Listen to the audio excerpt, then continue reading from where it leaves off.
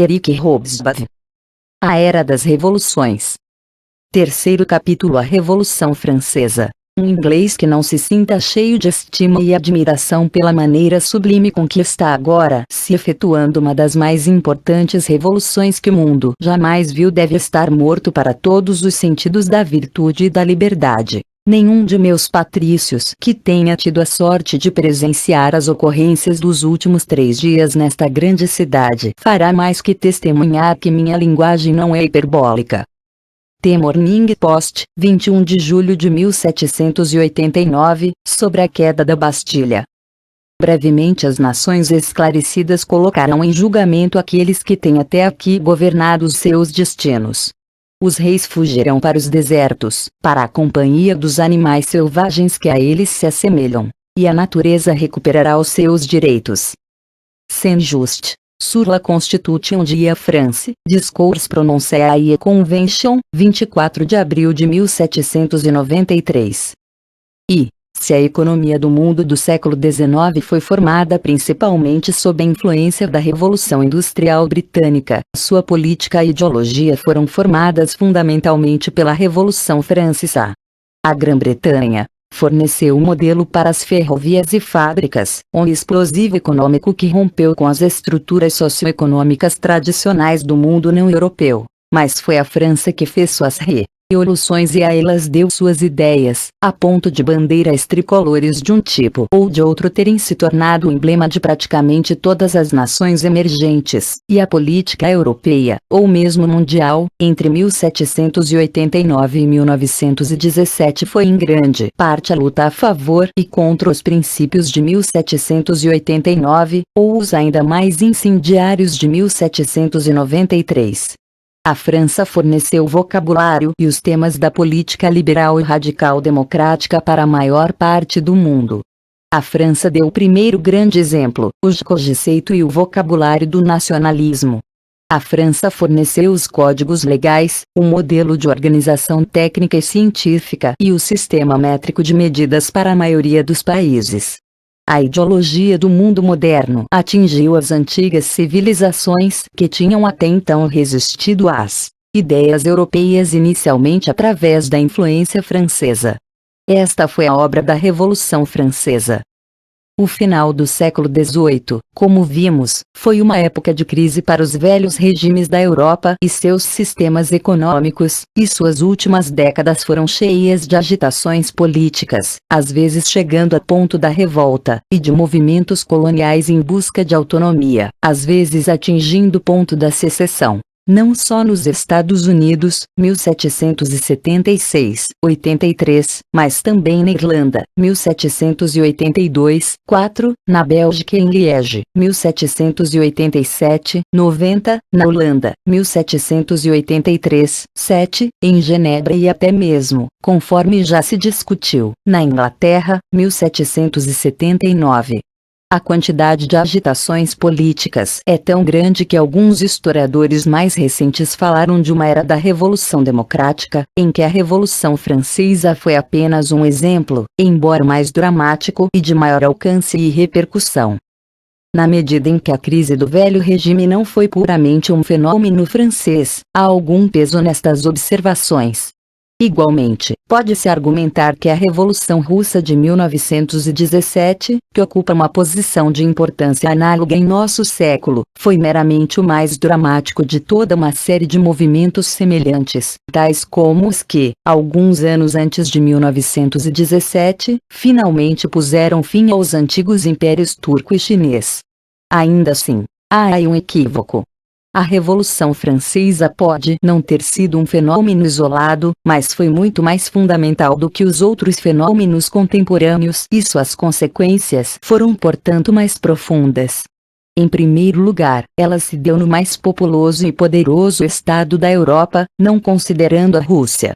Em 1789, cerca de 1 em cada 5 europeus era francês. Em segundo lugar, ela foi, diferentemente de todas as revoluções que a precederam e a seguiram, uma revolução social de massa, e incomensuravelmente mais radical do que qualquer levante comparável. Não é o fato meramente acidental que os revolucionários americanos e os jacobinos britânicos que emigraram para a França devido às suas simpatias políticas tenham sido vistos como moderados na França. Tom Paine era um extremista na Grã-Bretanha e na América, mas em Paris ele estava entre os mais moderados dos girondinos. Resultaram das revoluções americanas, grosseiramente falando, países que continuaram a ser o que eram, somente sem o controle político dos britânicos, espanhóis e portugueses. O resultado da Revolução Francesa foi que a era de Balzac substituiu a era de du Barry. Em terceiro lugar, entre todas as revoluções contemporâneas, a Revolução Francesa foi a única ecumênica.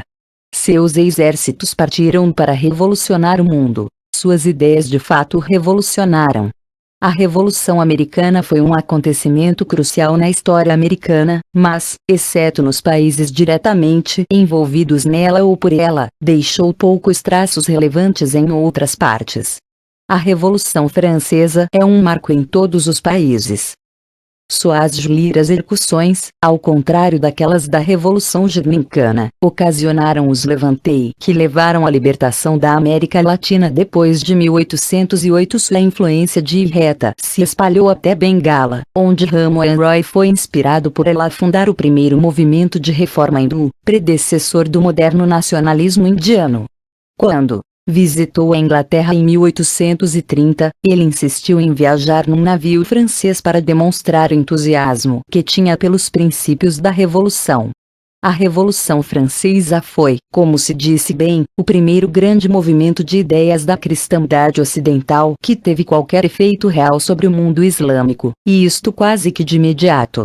Por volta da metade do século XIX, a palavra turca vatan, que até então simplesmente descrevia o local de nascimento ou a residência de um homem, tinha começado a se transformar, sob sua influência, em algo parecido com patrie, o termo liberdade, antes de 1800 sobretudo uma expressão legal que denotava o oposto de escravidão, tinha começado a adquirir um novo conteúdo político.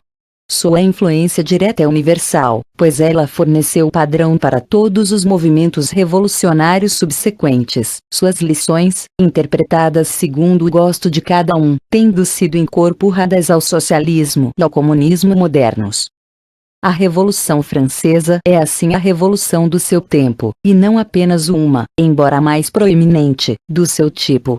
E suas origens devem, portanto, ser procuradas não meramente em condições gerais da Europa, mas sim na situação específica da França. Sua peculiaridade é, talvez melhor ilustrada em termos internacionais. Durante todo o século XVIII a França foi o maior rival econômico da Grã-Bretanha. Seu comércio externo, que se multiplicou 4 vezes entre 1720 e 1780, causava ansiedade. Seu sistema colonial foi em certas áreas, como nas Índias Ocidentais, mais dinâmico que o britânico. Mesmo assim a França não era uma potência como a Grã-Bretanha, cuja política externa já era substancialmente determinada pelos interesses da expansão capitalista. Ela era mais poderosa, e sob vários aspectos a mais típica, das velhas e aristocráticas monarquias absolutas da Europa. Em outras palavras, o conflito entre a estrutura oficial e os interesses estabelecidos do velho regime e as novas forças sociais ascendentes era mais agudo na França do que em outras partes. As novas forças sabiam muito precisamente o que queriam. Turgot, o economista, fisiocrata, lutou por uma exploração eficiente da terra, por um comércio e uma empresa livres, por uma administração eficiente e padronizada de um único território nacional homogêneo, pela abolição de todas as restrições e desigualdades sociais que impediam o desenvolvimento dos recursos nacionais e por uma administração e taxação racionais e imparciais. Ainda assim, sua tentativa de aplicação desse programa como primeiro-ministro no período 1774-6 fracassou lamentavelmente, e o fracasso é característico. Reformismo desse tipo não eram incompatíveis com as monarquias absolutas nem tampouco mal recebidas. Pelo contrário, uma vez que as fortaleciam, tiveram, como já vimos, uma ampla difusão nessa época entre os chamados déspotas esclarecidos. Mas na maioria dos países de despotismo esclarecido essas reformas ou eram inaplicáveis, e portanto meros floreios teóricos, ou então improváveis de mudar o caráter geral de suas estruturas político-sociais, ou ainda fracassaram em face da resistência das aristocracias locais e de outros interesses estabelecidos, deixando o país recair em uma versão um pouco mais limpa do seu antigo estado.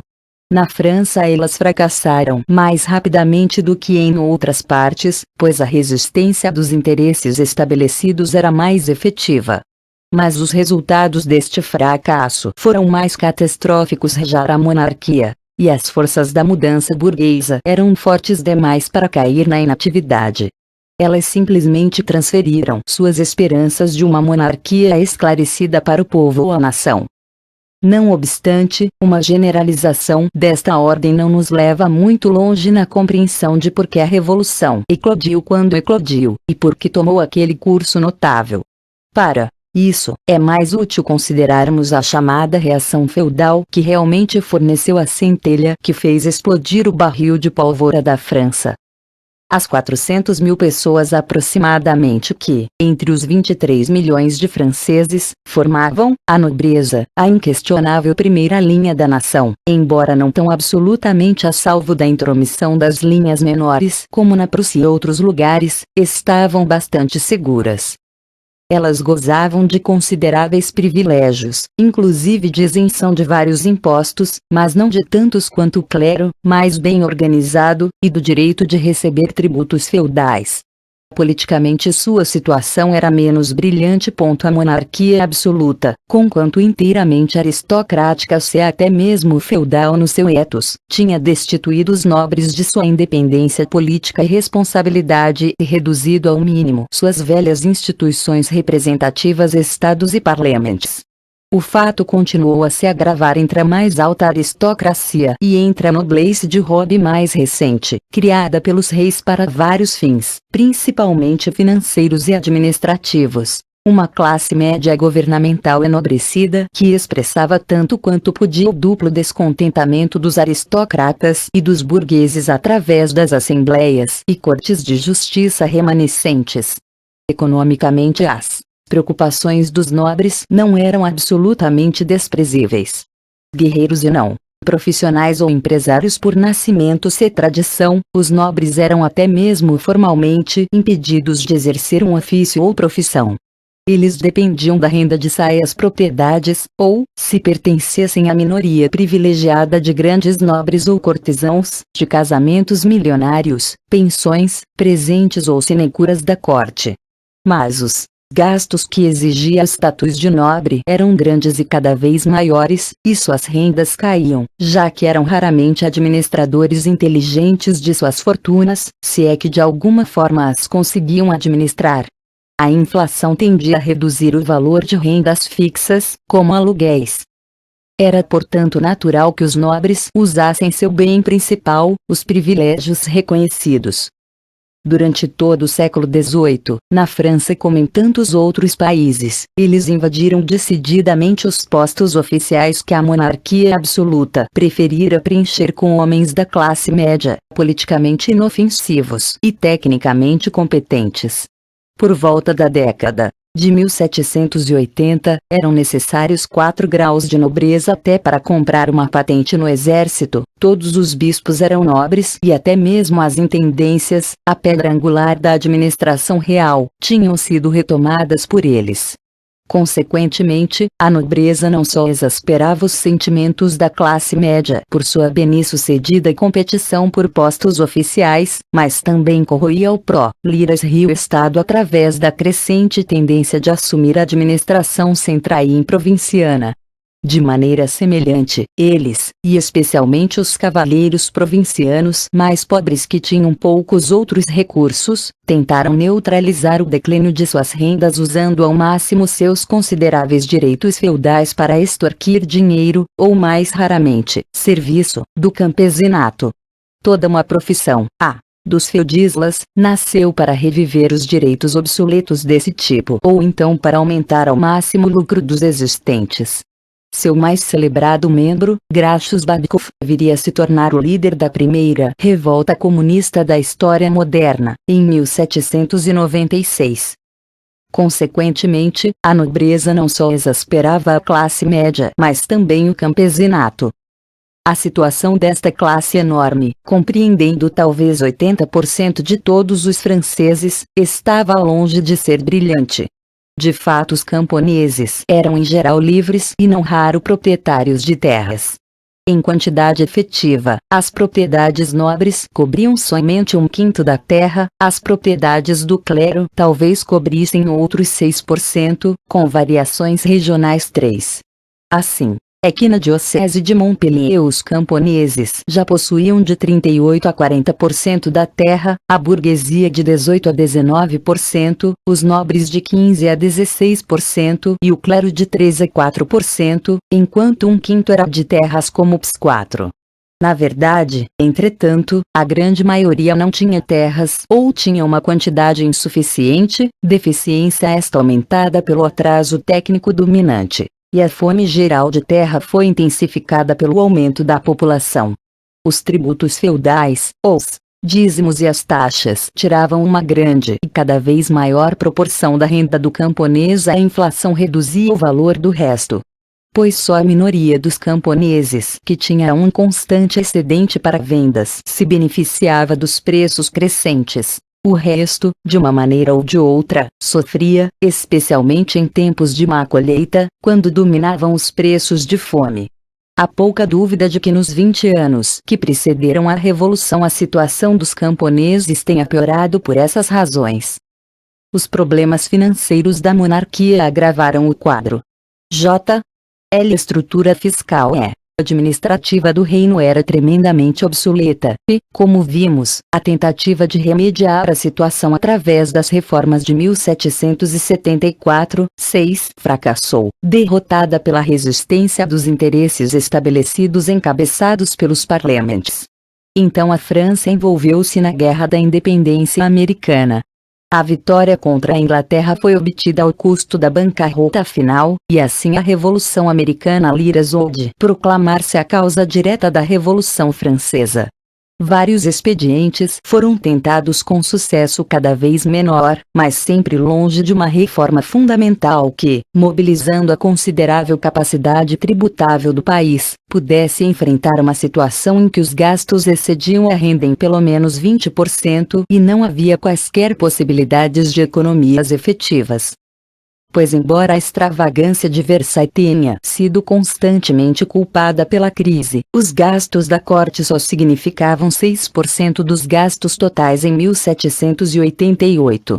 A guerra, a marinha e a diplomacia constituíam 1/4, e metade era consumida pelo serviço da dívida existente.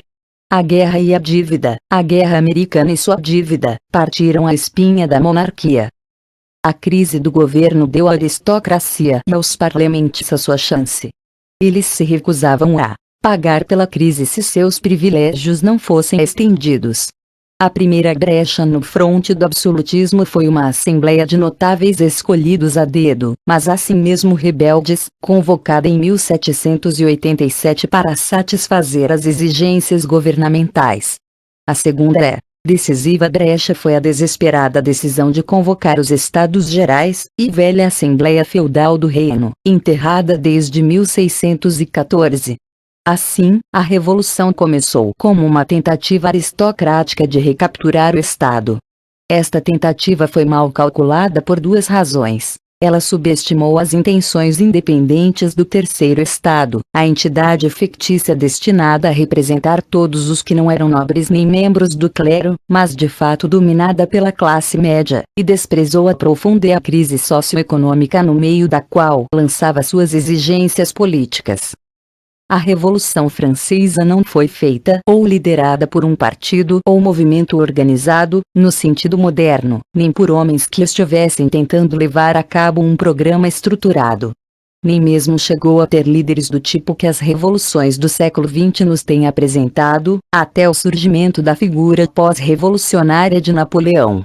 Não obstante, um surpreendente consenso de ideias gerais entre um grupo social bastante coerente deu ao movimento revolucionário uma unidade efetiva. O grupo era a burguesia. Suas ideias eram as do liberalismo clássico, conforme formuladas pelos filósofos economistas e difundidas pela maçonaria e associações informais. Até este ponto os filósofos podem ser, com justiça, considerados responsáveis pela revolução. Ela teria ocorrido sem eles, mas eles provavelmente constituíram a diferença entre um simples colapso de um velho regime e a sua substituição rápida e efetiva por um novo. Em sua forma mais geral, a ideologia de 1789 era maçônica, expressa com tão sublime inocência na Flauta Mágica de Mozart, 1791, uma das primeiras grandes obras de arte propagandísticas de uma época em que as mais altas realizações artísticas pertenceram tantas vezes à propaganda. Mas, especificamente, as exigências do burguês foram delineadas na famosa Declaração dos Direitos do Homem e do Cidadão, de 1789. Este documento é um manifesto contra a sociedade hierárquica de privilégios nobres, mas não um manifesto a favor de uma sociedade democrática e igualitária. Os homens nascem-se e vivem livres, iguais perante as leis, dizia seu primeiro artigo. Mas ela também prevê a existência de distinções sociais, ainda que somente no terreno da utilidade comum. A propriedade privada era um direito natural, sagrado, inalienável e inviolável. Os homens eram iguais perante a lei e as profissões estavam igualmente abertas ao talento. Mas, se a corrida começasse sem handicaps, era igualmente entendido como fato consumado que os corredores não terminariam juntos. A declaração afirmava, como contrário à hierarquia nobre ou absolutismo, que todos os cidadãos têm o direito de colaborar na elaboração das leis, mas pessoalmente jujo e ravés e de seus representantes. E a Assembleia Representativa que ela vislumbrava como órgão fundamental de governo não era necessariamente uma Assembleia democraticamente eleita, nem o regime nela implícito pretendia eliminar os reis. Justo monarquia constitucional baseada em uma oligarquia possuidora de terras mais adequada à maioria dos liberais burgueses do que a república democrática que poderia ter parecido uma expressão mais lógica de suas aspirações teóricas, embora alguns também advogassem esta causa. Mas no geral, o burguês liberal clássico de 1789, e o liberal de 1789-1848, não era um democrata, mas sim um devoto do constitucionalismo, um Estado secular com liberdades civis e garantias para a empresa privada e um governo de contribuintes e proprietários. Entretanto, oficialmente esse regime expressaria não apenas seus interesses de classe, mas também a vontade geral do povo, que era por sua vez, uma significativa identificação à nação francesa. O rei não era mais Luís, pela graça de Deus, rei de França e Navarra, mas Luís, pela graça de Deus e do direito constitucional do Estado, rei dos franceses. A fonte de toda a soberania, dizia a declaração, reside essencialmente na nação.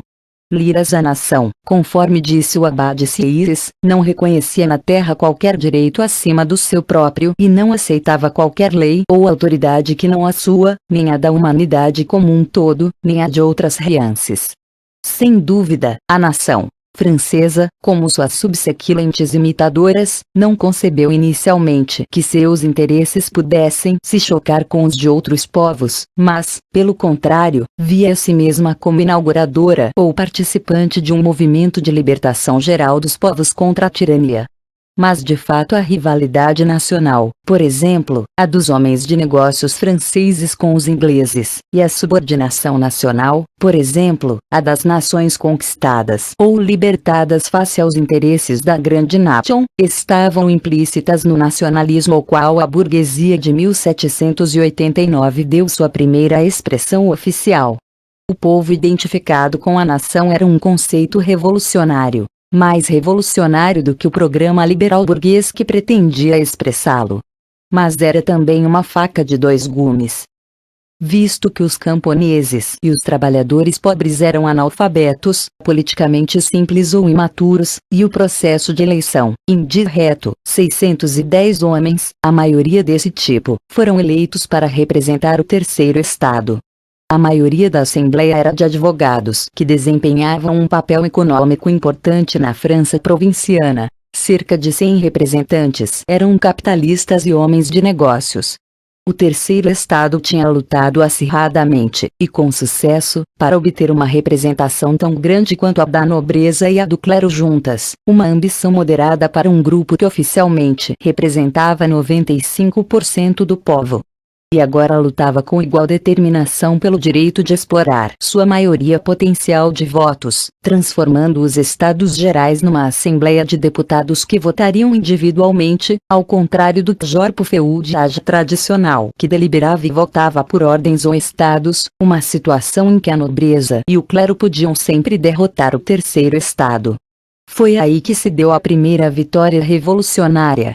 Cerca de 6 semanas após a abertura dos Estados Gerais, os comuns, ansiosos por evitar a ação do rei, dos nobres e do clero, constituíram-se eles mesmos, e todos os que estavam preparados para se juntarem a eles nos termos que ditassem, em Assembleia Nacional com o direito de reformar a Constituição.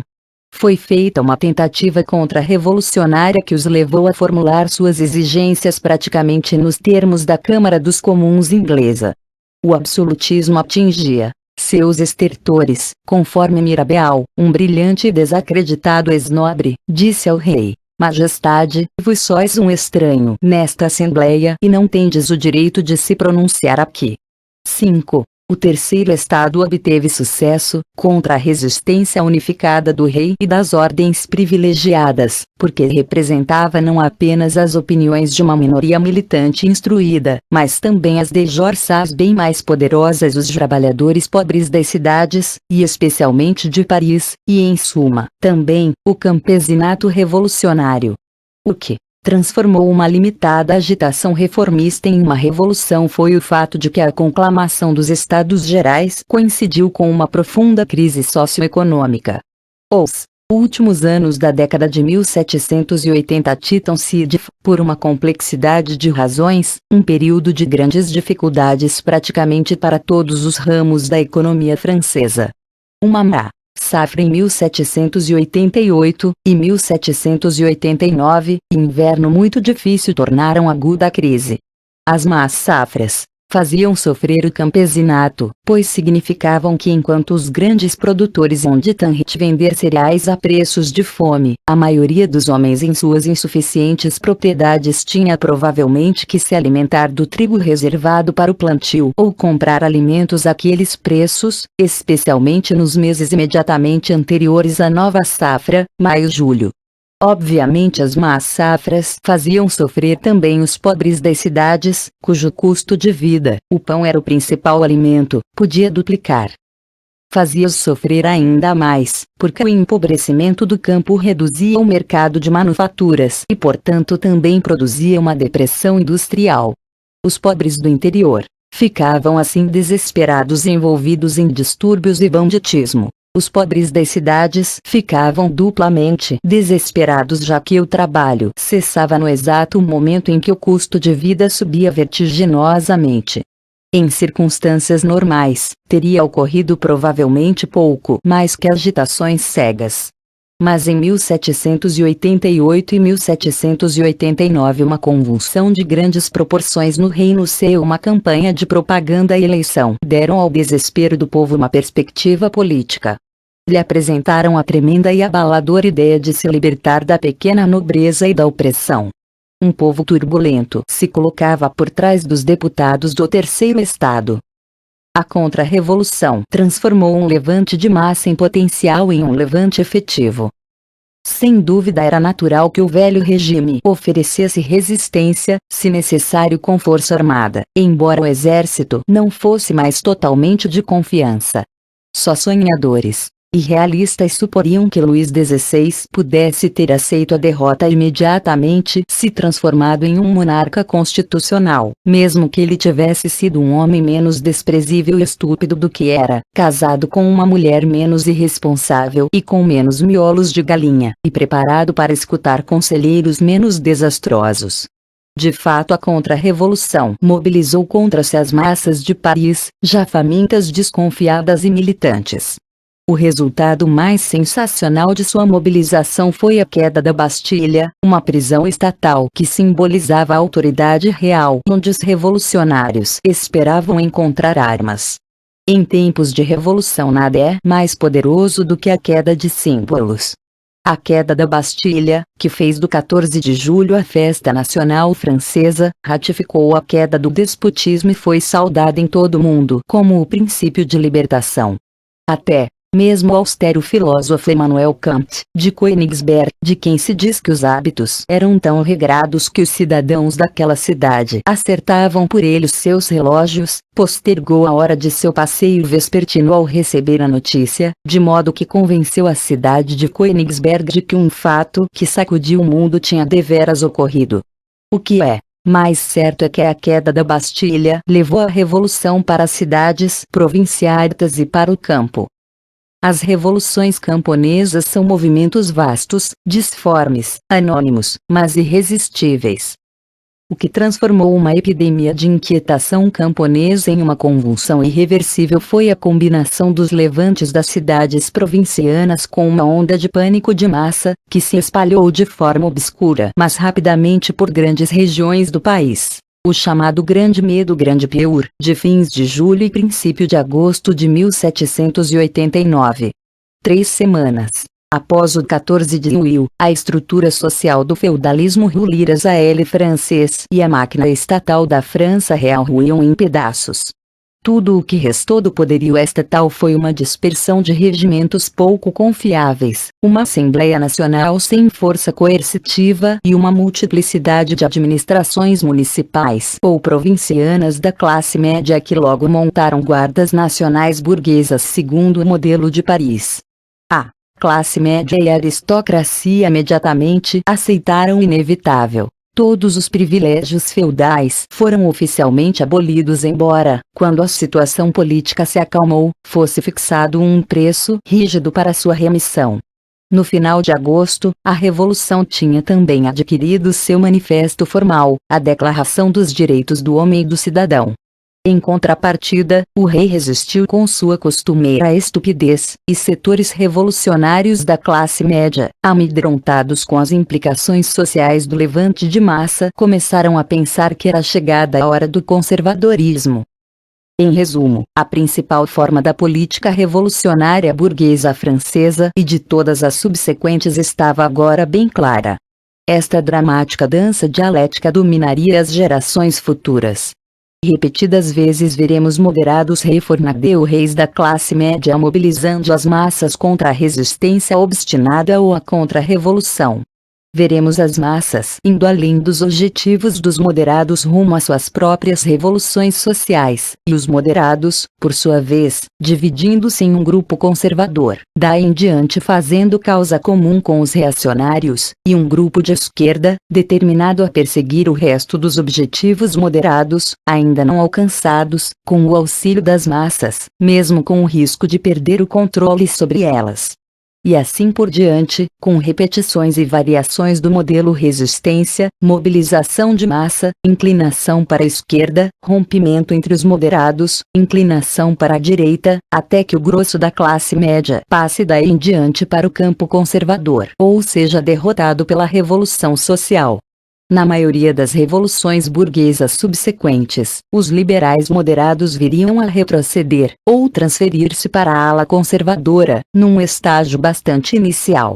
De fato, no século XIX vemos de modo crescente, mais notadamente na Alemanha, que eles se tornaram absolutamente relutantes em começar uma revolução, por medo de suas incalculáveis consequências, preferindo um compromisso com o rei e a aristocracia. peculiaridade da Revolução Francesa é que uma facção da classe média liberal estava pronta a continuar revolucionária até o, e mesmo além do, limiar da Revolução antiburguesa. Eram os jacobinos, cujo nome veio a significar revolução radical em toda parte. Por quê? Em parte, é claro, porque a burguesia francesa não tinha ainda para temer, como os liberais posteriores, a terrível memória da Revolução Francesa. Depois de 1794, ficaria claro para os moderados que o regime jacobino tinha levado a revolução longe demais para os objetivos e comodidades burgueses, exatamente como ficaria claro para os revolucionários que o sol de 1793, se fosse nascer de novo, teria que brilhar sobre uma sociedade não burguesa. Por outro lado, os jacobinos podiam sustentar o radicalismo porque em sua época não existia uma classe que pudesse fornecer uma solução social coerente como alternativa deles. Esta classe só surgiu no curso da Revolução Industrial, com o proletariado ou, mais precisamente, com as ideologias e movimentos baseados nele. Na Revolução Francesa, a classe operária L, e mesmo esta é uma designação imprópria para a massa de assalariados contratados, mas fundamentalmente não industriais, ainda não desempenhava qualquer papel independente. Eles tinham fome, faziam agitações e talvez sonhassem, mas por motivos práticos seguiam os líderes não proletários. O campesinato ginunça fornece uma alternativa política para ninguém. Apenas, de acordo com a ocasião, uma força quase irresistível ou um obstáculo quase irremovível. A única alternativa para o radicalismo burguês, se excetuarmos pequenos grupos de ideólogos ou militantes impotentes quando destituídos do apoio das massas, eram os sans-culottes.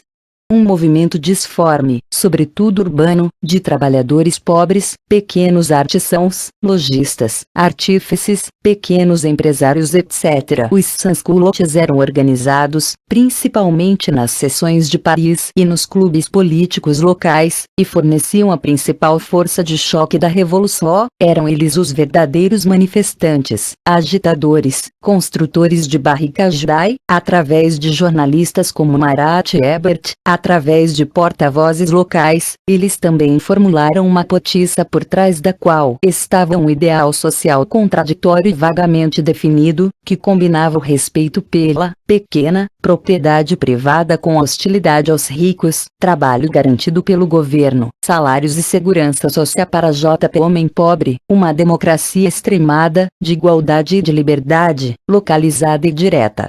Na verdade, os sans-culottes eram um ramo daquela importante e universal tendência política que procurava expressar os interesses da grande massa de pequenos homens que existia entre os polos do burguês e do proletário, frequentemente talvez mais próximos deste do que daquele porque eram, afinal, na maioria pobres.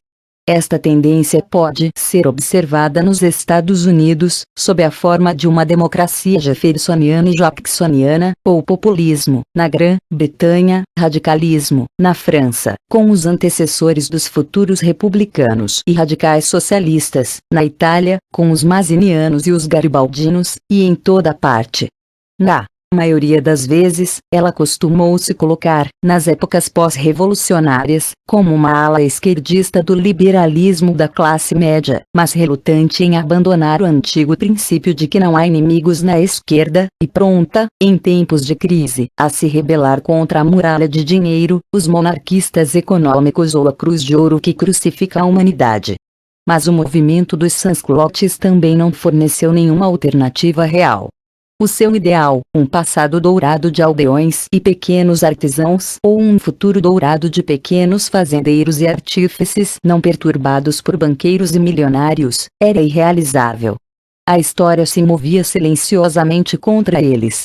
O máximo que podiam fazer, e isto eles conseguiram em 1793, era erguer obstáculos à sua passagem, os quais dificultaram o crescimento econômico francês daquela época até quase a atual.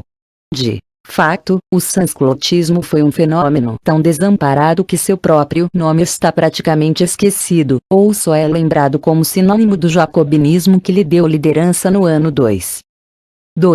Entre 1789 e 1791 a vitoriosa burguesia moderada, atuando através do que tinha a esta altura se transformado na Assembleia Constituinte da França, que era seu objetivo.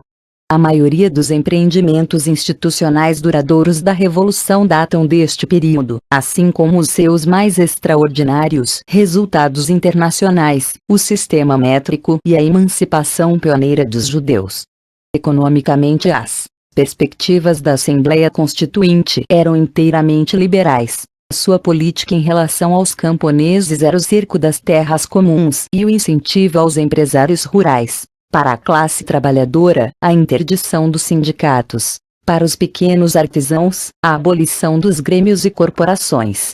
Dava pouca satisfação concreta ao povo comum, exceto, a partir de 1790, com a secularização e venda dos terrenos da igreja, bem como dos terrenos da nobreza imigrante, que tinha a tripla vantagem de enfraquecer o clericalismo, fortalecer o empresário rural e provinciano e dar a muitos camponeses uma retribuição mensurável por suas atividades revolucionárias. A Constituição de 1791 rechaçou a democracia excessiva através de um sistema de monarquia constitucional baseada num direito de voto censitário dos cidadãos ativos reconhecidamente bastante amplo. Esperava-se que os passivos honrassem sua denominação. Na verdade, isto não aconteceu. Por um lado, a monarquia, embora a esta altura fortemente apoiada por uma poderosa facção burguesa ex-revolucionária, não podia se conformar com um novo regime. A corte sonhava e conspirava por uma cru barrada de primos reais que banisse a canalha governante de plebeus e restituísse o ungido de Deus, o muito católico rei da França, a seu lugar de direito. A Constituição Civil do Clero, 1790, uma má concebida tentativa de destruir não a Igreja, mas a lealdade romana absolutista da Igreja, levou a maioria do clero e de seus fiéis à oposição, e ajudou a levar o rei à desesperada e afinal suicida tentativa de fugir do país. Ele foi recapturado em Varennes, junho de 1791, e daí em diante o republicanismo tornou-se uma força de massa. Pois os reis tradicionais que abandonam seus povos perdem o direito à lealdade. Por outro lado, a incontrolada economia de livre empresa dos moderados acentuou as flutuações no nível dos preços dos alimentos e consequentemente a militância dos pobres das cidades, especialmente em Paris. O preço do pão registrava a temperatura política de Paris com a exatidão de um termômetro e as massas de Paris eram a força revolucionária decisiva. Não por mero acaso, a nova bandeira nacional francesa foi uma combinação do velho branco real com as cores vermelha e azul de Paris. A eclosão da guerra agravou a situação. Isto quer dizer que ela ocasionou uma segunda revolução em 1792, a República Jacobina do ano 2, e, consequentemente, Napoleão. Em outras palavras, ela transformou a história da Revolução Francesa na história da Europa. Duas forças levaram a França a uma guerra geral, a extrema-direita e a esquerda moderada. O rei, a nobreza francesa e a crescente imigração aristocrática e eclesiástica, acampados em várias cidades da Alemanha Ocidental, achavam que só a intervenção estrangeira poderia restaurar o velho regime. Esta intervenção não foi muito facilmente organizada, dadas as complexidades da situação internacional e a relativa tranquilidade política de outros países. Entretanto, era cada vez mais evidente para os nobres e os governantes por direito divino de outros países que a restauração do poder de Luís XVI não era meramente um ato de solidariedade de classe, mas uma proteção importante contra a difusão de ideias perturbadoras vindas da França. Consequentemente, no exterior. Ao mesmo tempo, os próprios liberais moderados, e principalmente um grupo de políticos que se aglomerava em torno dos deputados do Departamento Mercantil de Gironda, eram uma força belicosa. Isto se devia, em parte, ao fato de que toda revolução genuína tende a ser ecumênica. Para os franceses, bem como para seus numerosos simpatizantes no exterior, a libertação da França era simplesmente o passo para o triunfo universal da liberdade, uma atitude que levou facilmente à convicção de que era dever da pátria da Revolução libertar todos os povos que gemiam debaixo da opressão e da tirania. Havia entre os revolucionários, moderados e extremistas, uma paixão generosa e genuinamente exaltada em difundir a liberdade, uma inabilidade genuína para separar a causa da nação francesa daquela de toda a humanidade escravizada. O movimento francês, assim como todos outros movimentos revolucionários, viriam a aceitar esse ponto de vista, ou adaptá-lo, daí até pelo menos 1848.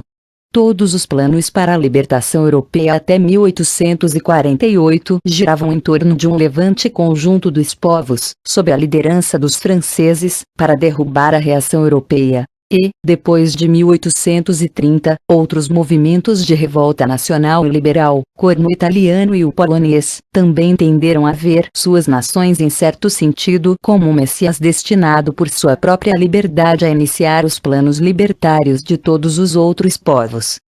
Por outro lado, considerada menos idealisticamente, a guerra também ajudaria a solucionar numerosos problemas domésticos. Era tentador e óbvio atribuir as dificuldades do novo regime às conspirações dos emigrantes e dos tiranos estrangeiros, e lançar contra eles os populares descontentes. Mais especificamente, os homens de negócios argumentavam que as perspectivas econômicas incertas, a desvalorização da moeda e outros problemas só podiam ser remediados se a ameaça de intervenção fosse dissipada. Eles e seus ideólogos deviam pensar, com uma olhadela na experiência britânica, que a supremacia econômica era filha da agressividade sistemática. O século XVIII não foi um século em que o homem de negócios bem-sucedido estivesse absolutamente casado com a paz. Além do mais, como logo se veria, a guerra podia ser feita para dar lucros. Por todas estas razões, a maioria da nova Assembleia Legislativa, exceto uma pequena ala direitista e uma pequena ala esquerdista sob o comando de Robespierre, pregava a guerra. Por estas razões também, quando a guerra chegou, as conquistas da Revolução viriam a combinar a libertação, a exploração e a digressão política. A guerra foi declarada em abril de 1792. A derrota, que o povo, bem plausivelmente, atribuiu à sabotagem e à traição real, trouxe a radicalização. Em agosto-setembro, a monarquia foi derrubada, a república estabelecida e uma nova era da história humana proclamada, com a instituição do ano 1 do calendário revolucionário, pela ação armada das massas sans-culottes de Paris. A heróica Idade de Ferro da Revolução Francesa começou entre os massacres dos prisioneiros políticos, as eleições para a Convenção Nacional, provavelmente a mais notável assembleia na história do parlamentarismo, e a conclamação para a resistência total aos invasores. O rei foi feito prisioneiro. É a invasão estrangeira assustada por um nada dramático duelo de artilharia em Valmy. As guerras revolucionárias impõem sua própria lógica. O partido dominante na nova convenção era o dos girondinos, belicosos no exterior e moderados em casa, um corpo de oradores parlamentares com charme e brilho que representava os grandes negócios, a burguesia provinciana e muita distinção intelectual. Sua política era inteiramente impossível, pois somente estados em campanhas militares limitadas e com forças regulares estabelecidas poderiam ter esperanças de manter a guerra e os problemas domésticos em compartimentos estanques, como faziam exatamente nesta época as senhoras e cavalheiros britânicos dos romances de Jane Austen. A revolução não estava em uma campanha limitada, nem tinha forças estabelecidas, pois sua guerra oscilava entre a vitória total da Revolução Mundial e a derrota total, que significava a total contra-revolução, e seu exército, o que sobrou do velho exército francês, era incapaz e inseguro. Dumouriez, o maior general da República, logo desertara para o inimigo. Somente métodos revolucionários sem precedentes poderiam vencer uma guerra dessas, mesmo que a vitória viesse a significar simplesmente a derrota da intervenção estrangeira. De fato, tais métodos foram encontrados. No decorrer de sua crise, a jovem República Francesa descobriu ou inventou a guerra total. A total mobilização dos recursos de uma nação através do recrutamento, do racionamento e de uma economia de guerra rigidamente controlada, e da virtual abolição, em casa e no exterior, da distinção entre soldados e civis. Só foi em nossa própria época histórica que se manifestaram as tremendas implicações desta descoberta.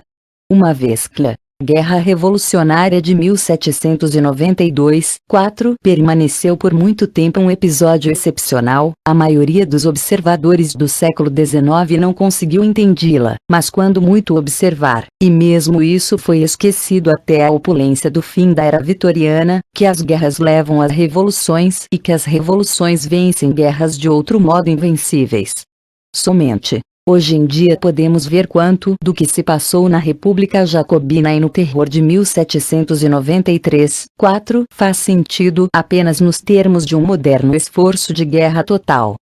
Os sans-culottes saudaram um governo revolucionário de guerra, e não apenas porque corretamente defendiam que só assim a contra-revolução e a intervenção estrangeira podiam ser derrotadas, mas também porque seus métodos mobilizavam o povo e traziam a justiça social mais para perto.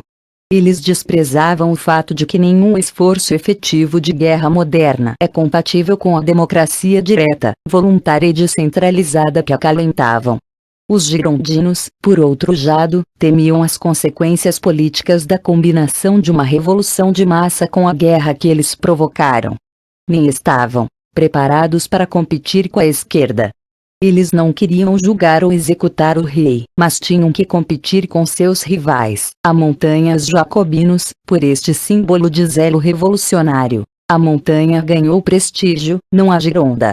Por outro lado, os girondinos queriam realmente expandir a guerra para uma cruzada ideológica geral de libertação e para um desafio direto ao grande rival econômico, a Grã-Bretanha. Nesse em particular, tiveram sucesso. Por volta de março a França estava em guerra contra a maior parte da Europa e tinha dado início a anexações estrangeiras, legitimadas pela recém-inventada doutrina do direito francês às fronteiras naturais. Mas a expansão da guerra, principalmente quando ela ia mal, só fortaleceu a esquerda, a única que poderia vencê-la. Batendo em retirada e derrotada taticamente, a Gironda foi finalmente levada a ataques mal calculados contra a esquerda, que logo se transformariam em uma revolta provinciana organizada contra Paris. Um rápido golpe dos sans-culottes derrubou-a em 2 de junho de 1793. Tinha chegado a República Jacobina. 3. Quando o leigo instruído pensa na Revolução Francesa, são os acontecimentos de 1789, mas especialmente a República Jacobina do ano segundo, que vem à sua mente. O empertigado Robespierre, o gigantesco e dissoluto Danton, a gélida elegância revolucionária de Saint-Just, o gordo Marat, o Comitê de Salvação Pública, o Tribunal Revolucionário e a guilhotina são as imagens que vemos mais claramente. Os próprios nomes dos revolucionários moderados que surgem entre Mirabeau e Lafayette, 1789, e os líderes jacobinos, 1793, desapareceram da memória de todos, exceto dos historiadores. Os girondinos são lembrados apenas como um grupo, e talvez por causa das mulheres politicamente sem importância, mas românticas que estavam ligadas a eles, Roland ou Charlotte Corday. Quem, fora do campo especializado, conhece sequer os nomes de Brissot, Vergniaud, Guadet e do resto? Os conservadores criaram uma imagem duradoura do terror, da ditadura e da histérica e desenfreada sanguinolência, embora pelos padrões do século XX, e mesmo pelos padrões das repressões conservadoras contra as revoluções sociais, tais como os massacres que se seguiram à Comuna de Paris de 1871, suas matanças em massa fossem relativamente modestas. 17.000 execuções oficiais em 14 meses. 7. Os revolucionários, especialmente na França, viram-na como a primeira república do povo, inspiração de toda a revolta subsequente.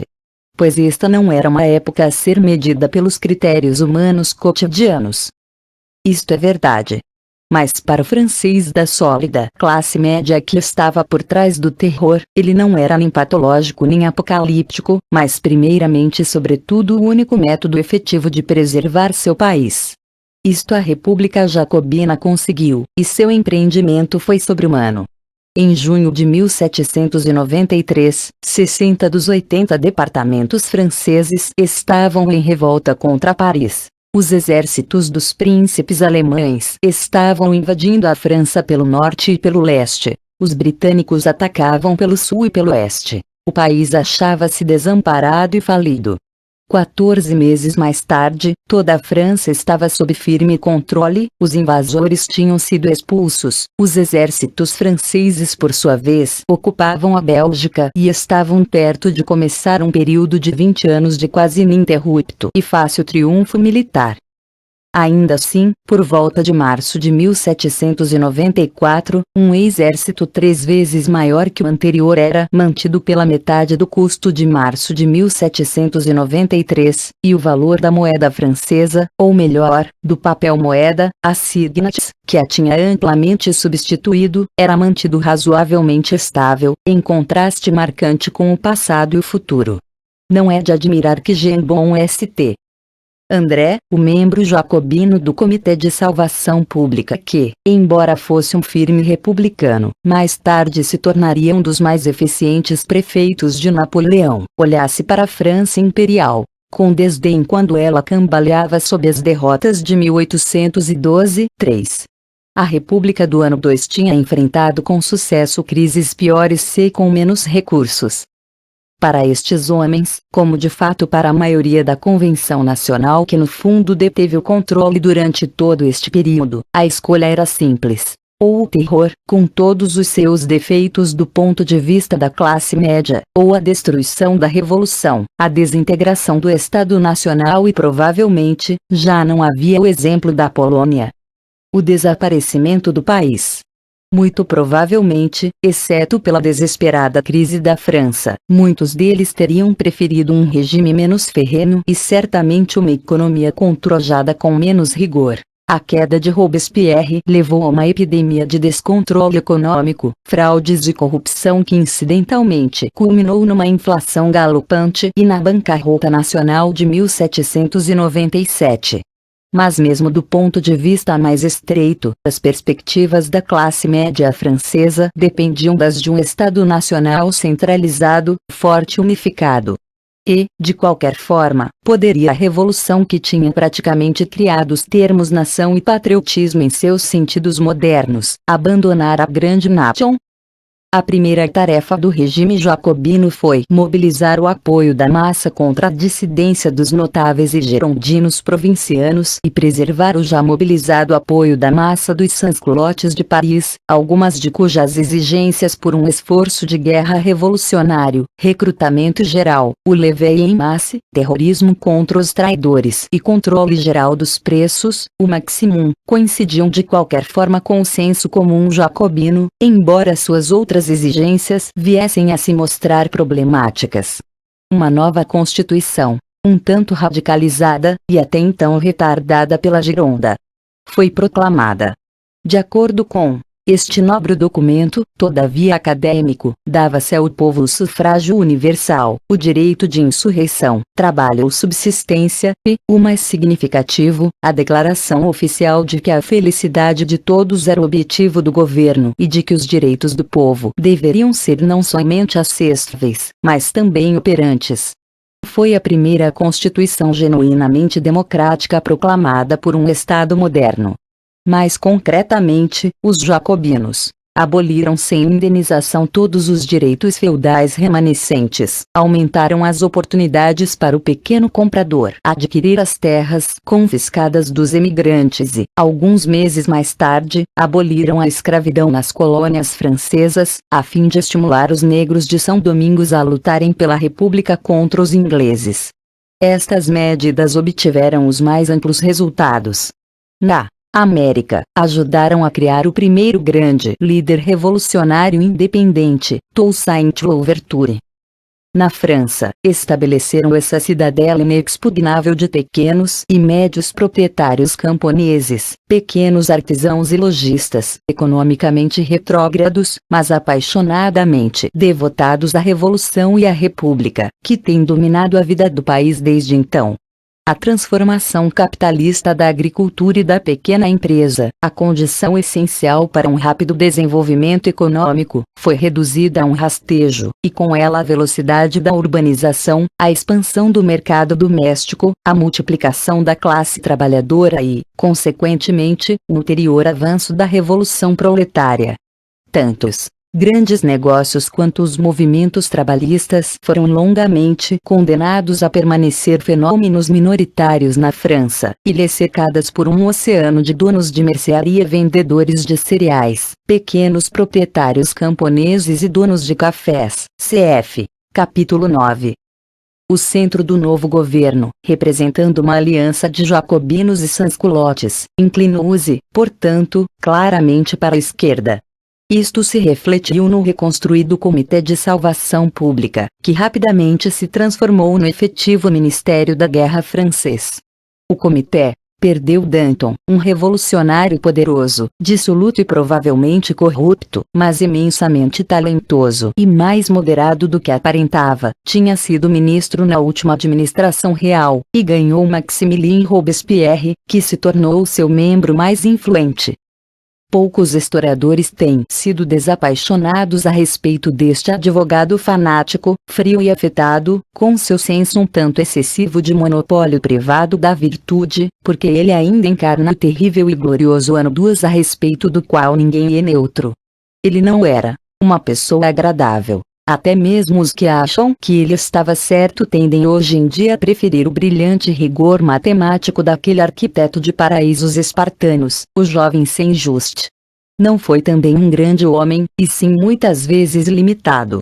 Mas é o único indivíduo projetado pela Revolução, com a exceção de Napoleão, sobre o qual se desenvolveu um culto.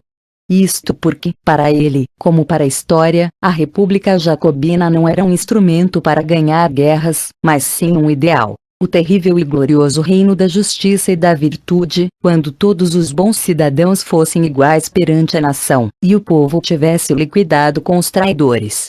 Jean-Jacques Rousseau, cf. Adiante capítulo 13, 1v, e a cristalina convicção de justiça deram-lhe sua força. Ele não tinha poderes ditatoriais formais nem mesmo um cargo, sendo simplesmente um membro do Comitê de Salvação Pública, que era por sua vez um mero subcomitê da Convenção, o mais poderoso, embora jamais todo-poderoso. Seu poder era o do povo, as massas parisienses ao terror, o delas. Quando elas o abandonaram, ele caiu. A tragédia de Robespierre e da República Jacobina foi que eles mesmos foram obrigados a afastar este apoio. Que regime era uma aliança entre a classe média e as massas trabalhadoras, mas voltado para a classe média. As concessões jacobinas e sans-culottes eram toleradas só porque, e na medida em que, ligavam as massas ao regime sem aterrorizar os proprietários. E dentro da aliança os jacobinos da classe média eram decisivos. Além do mais, as próprias necessidades da guerra obrigavam qualquer governo a centralizar e a disciplinar, às custas da livre democracia direta e local dos clubes e grêmios, as milícias ocasionais e as renhidas eleições livres em que floresciam os sans-culottes. O mesmo processo que, durante a Guerra Civil Espanhola de 1936-9, fortaleceu os comunistas à custa dos anarquistas, fortaleceu os jacobinos do tipo de Saint-Just à custa dos sans-culottes do tipo de Hébert. Por volta de 1794, o governo e a política eram monolíticos e dominados ferreamente por agentes diretos do Comitê ou da Convenção, através de delegados em mission, e por um amplo quadro de oficiais e funcionários jacobinos juntamente com organizações locais do partido. Por fim, as necessidades econômicas da guerra afastaram o apoio popular. Nas cidades, controle de preços e o racionamento beneficiavam as massas, mas o correspondente congelamento dos salários as prejudicava. No campo, o confisco sistemático de alimentos, que os sans-culottes das cidades tinham sido os primeiros a advogar, afastou os camponeses. As massas, portanto, recolheram-se ao descontentamento ou a uma passividade confusa e ressentida, especialmente depois do julgamento e execução dos hébertistas, os mais ardentes porta-vozes dos sans-culottes. Enquanto isso, os defensores mais moderados da Revolução estavam alarmados com o ataque contra a oposição direitista, a esta juntura encabeçada por Danton. Esta facção tinha fornecido refúgio para numerosos escroques, especuladores, operadores do mercado negro e outros elementos corruptos, embora acumuladores de capital, e isso tão mais prontamente quanto o próprio Danton incorporava a imagem do livre amante e gastador amoral, Falstaffiano, que sempre surge no início das revoluções sociais até que seja suplantado pelo rígido puritanismo que invariavelmente vem dominá-lo. Os Dantons da história são sempre derrotados pelos Robespierres, ou por aqueles que fingem se portar como Robespierres, porque a dedicação rígida e estreita pode obter sucesso onde a boêmia não o consegue. Entretanto, se Robespierre conquistou o apoio dos moderados por eliminar a corrupção, o que se apresentava afinal de contas no interesse do esforço de guerra, as ulteriores restrições à liberdade e à ação de ganhar dinheiro foram mais desconcertantes para o homem de negócios. Finalmente, nenhum grande corpo de opinião gostava das excursões ideológicas um tanto extravagantes do período, as sistemáticas campanhas de descristianização, devidas ao zelo dos sans-culottes, e a nova religião cívica de Robespierre, a do Ser Supremo, cheia de cerimônias, que tentava contrapor-se aos ateus e levar a termo os preceitos do divino Jean-Jacques. E o constante silvo da guilhotina lembrava a todos os políticos que ninguém estava realmente a salvo. Por volta de abril de 1794, tanto a direita quanto a esquerda tinham ido para a guilhotina, e os seguidores de Robespierre estavam, portanto, politicamente isolados. Somente a crise da guerra os mantinha no poder. Quando, no final de junho de 1794, os novos exércitos da República demonstraram sua firmeza, derrotando decididamente os austríacos em Fleurus e ocupando a Bélgica, o fim estava perto. No nono termidor pelo calendário revolucionário, 27 de julho de 1794. A convenção derrubou Robespierre. No dia seguinte, ele, Saint-Just e Couthon foram executados, e o mesmo ocorreu alguns dias depois com 87 membros da Revolucionária Comuna de Paris. 4. O termidor é o fim da heróica e lembrada fase da Revolução. A fase dos esfarrapados sans-culottes e dos corretos cidadãos de bonés vermelhos que viam-se a si mesmos como brutos e cato, do período das frases generosas, clássicas e grandiloquentes e também das mortais Lion est plus, 10.000 soldados precisam de sapatos. Pegarás os sapatos de todos os aristocratas de Estrasburgo e os entregarás prontos para o transporte até os quartéis amanhã às 10 horas da manhã. Não foi uma fase cômoda para se viver, pois a maioria dos homens sentia fome e muitos tinham medo, mas foi um fenômeno tão terrível e irreversível quanto a primeira explosão nuclear, e toda a história tem sido permanentemente transformada por ela. E a energia que ela gerou foi suficiente para varrer os exércitos dos velhos regimes da Europa como se fossem feitos de palha. O problema com que se defrontava a classe média francesa no restante do que é tecnicamente descrito como o período revolucionário, 1794-9, era como alcançar a estabilidade política e o avanço econômico nas bases do programa liberal de 1789-91. A classe média jamais conseguiu desde então até hoje solucionar este problema de forma adequada, embora a partir de 1870 conseguisse descobrir na República Parlamentar uma fórmula exequível para a maior parte do tempo.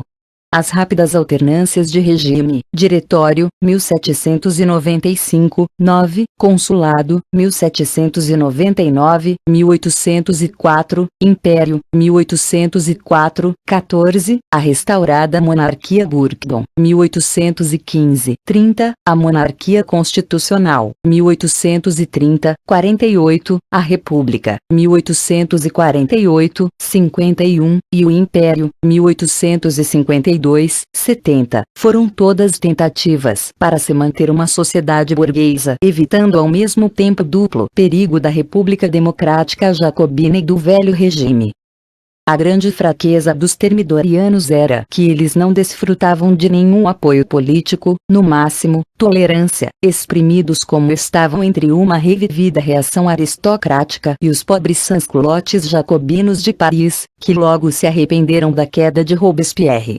Em 1795, projetaram uma elaborada constituição de controles e balanços para se resguardarem de ambos, e as periódicas viradas para a direita e a esquerda os mantiveram em precário equilíbrio, mas cada vez mais tinham que depender do exército para dispersar oposição.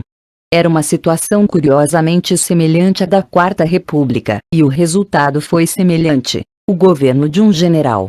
Mas o Diretório dependia do exército para algo mais do que a supressão de golpes e conspirações periódicas, várias em 1795, a de Babeuf em 1796, a do Frutidor em 1797, a do Floreat em 1798 e a da Pradaria em 1799.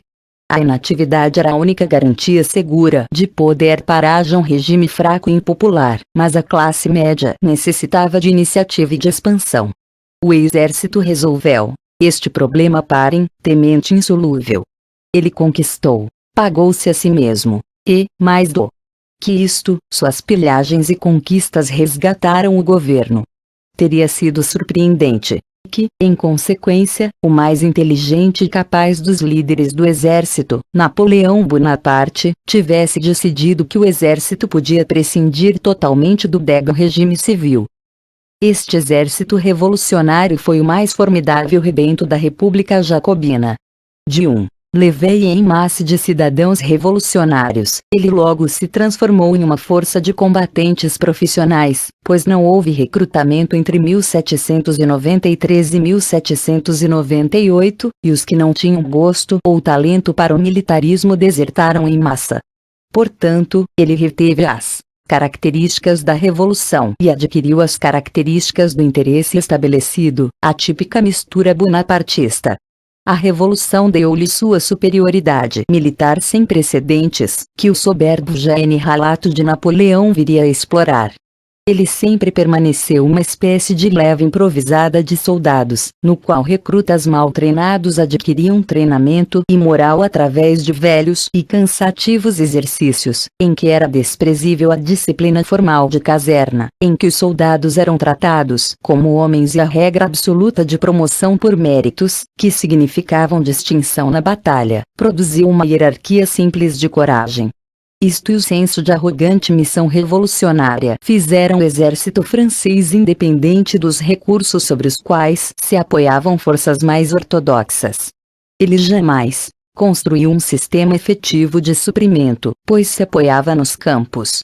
Jamais foi amparado por uma indústria de armamentos minimamente adequada às suas necessidades triviais. Mas ele venceu suas batalhas tão rapidamente que necessitava de poucas armas. Em 1806 a grande máquina do exército prussiano ruiu perante um exército em que uma unidade militar inteira disparou somente 1.400 tiros de canhão. Os generais podiam confiar em uma coragem ofensiva ilimitada e em uma quantidade razoável de iniciativa local. Reconhecidamente, ele também tinha a fraqueza de suas origens. Com a exceção de Napoleão e pouquíssimos outros, seu generalato e Estado-Maior eram pobres, pois o general revolucionário ou o marechal napoleônico era bem provavelmente um duro primeiro-sargento ou uma espécie de oficial de companhia, promovido antes por bravura e liderança do que por inteligência. O marechal Ney, heróico, mas totalmente imbecil, era o tipo exato. Napoleão venceu batalhas, seus marechais sozinhos tendiam a perdi-las. Céu! Precário sistema de suprimento bastava nos países ricos e saqueáveis onde tinha sido desenvolvido, Bélgica, norte da Itália e Alemanha. Nos espaços áridos da Polônia e da Rússia, como veremos, ele ruiu. A ausência total de serviços sanitários multiplicava as baixas. Entre 1800 e 1815 Napoleão perdeu 40% de suas forças, embora cerca de um terço pela deserção, mas entre 90% e 98% destas perdas eram de homens que morreram não no campo de combate, mas sim devido a ferimentos, doenças, exaustão e frio. Em resumo, exército que conquistou toda a Europa em curtas e vigorosas rajadas não apenas porque podia fazê-lo, mas porque tinha que fazê-lo. Por outro lado, o exército era uma carreira como qualquer outra das muitas abertas ao talento pela Revolução Burguesa, e os que nele obtiveram sucesso tinham um interesse investido na estabilidade interna como qualquer outro burguês. Foi isto que fez do exército, a despeito de seu jacobinismo embutido, um pilar do governo pós-termidoriano, e de seu líder Bonaparte uma pessoa adequada para concluir a Revolução Burguesa e começar o regime burguês. O próprio Napoleão Bonaparte, embora cavalheiro de nascimento pelos padrões de sua bárbara ilha natal da Córcega, era um carreirista típico daquela espécie. Nascido em 1769, ambicioso, descontente e revolucionário, subiu vagarosamente na artilharia, um dos poucos ramos do exército real em que a competência técnica era indispensável. Durante a Revolução, e especialmente sob a ditadura jacobina que ele apoiou firmemente, foi reconhecido por um comissário local em um fronte de suma importância, por casualidade, um patrício da Córcega, fato que dificilmente pode ter abalado suas intenções, como um soldado de dons esplêndidos e muito promissor. O ano segundo fez dele um general. Sobreviveu à queda de Robespierre, e um dom para o cultivo de ligações úteis em Paris ajudou em sua escalada após este momento difícil. Agarrou a sua chance na campanha italiana de 1796, que fez dele o inquestionado primeiro soldado da República, que agia virtualmente independente das autoridades civis. O poder foi meio atirado sobre seus ombros e meio agarrado por ele quando as invasões estrangeiras de 1799 revelaram a fraqueza do diretório e a sua própria indispensabilidade. Tornou-se primeiro cônsul, depois cônsul vitalício e imperador. E com sua chegada, como que por milagre, os insolúveis problemas do diretório se tornaram solúveis.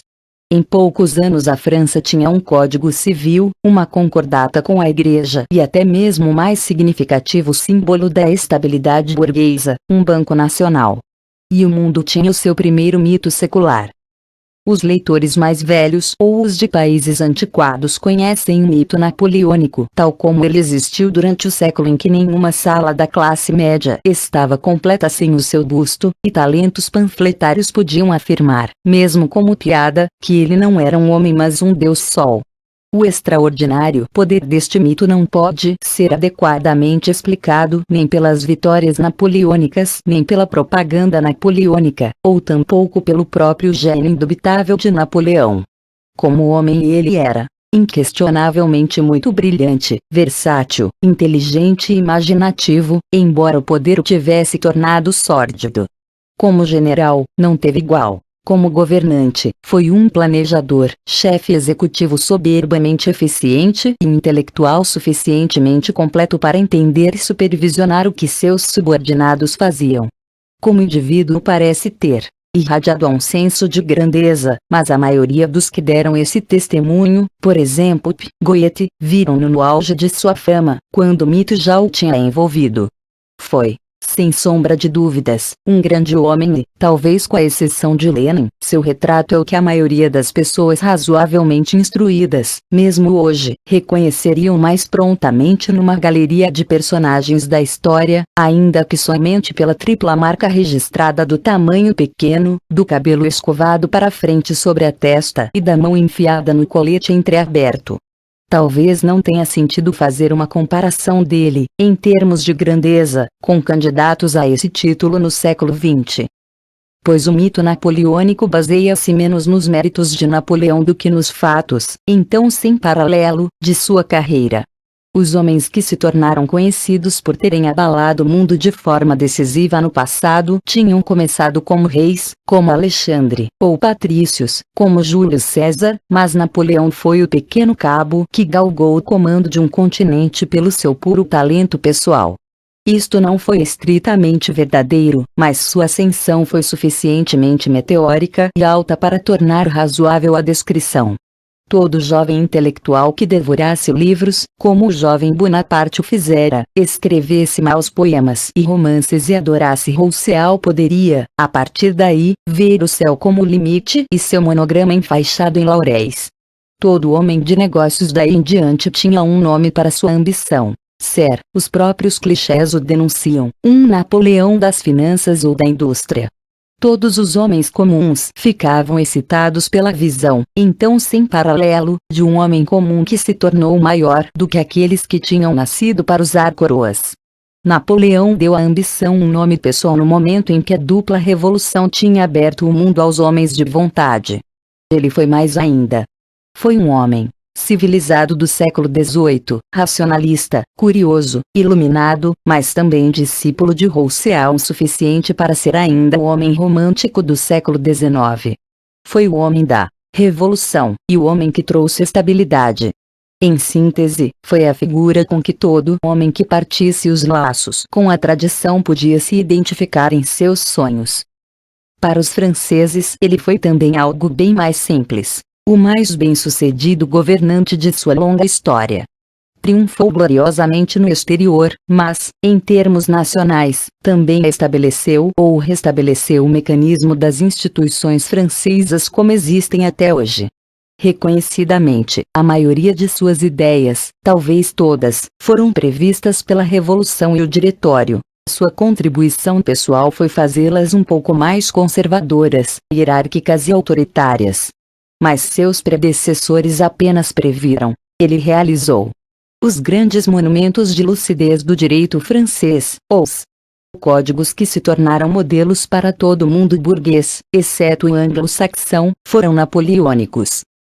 A hierarquia dos funcionários, a partir dos prefeitos, para baixo, das cortes, das universidades e escolas foi obra sua. As grandes carreiras da vida pública francesa, o exército, o funcionalismo público, a educação e o direito ainda têm formas napoleônicas.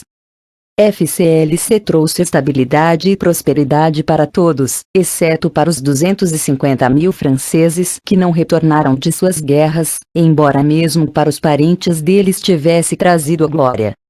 Sem dúvida, os britânicos se viam como lutadores pela causa da liberdade contra a tirania. Mas em 1815 a maioria dos ingleses era mais pobre do que o fora em 1800, enquanto que a maioria dos franceses era quase que certamente mais rica, e ninguém, exceto os trabalhadores assalariados cujo número era insignificante, tinha perdido os substanciais benefícios econômicos da Revolução.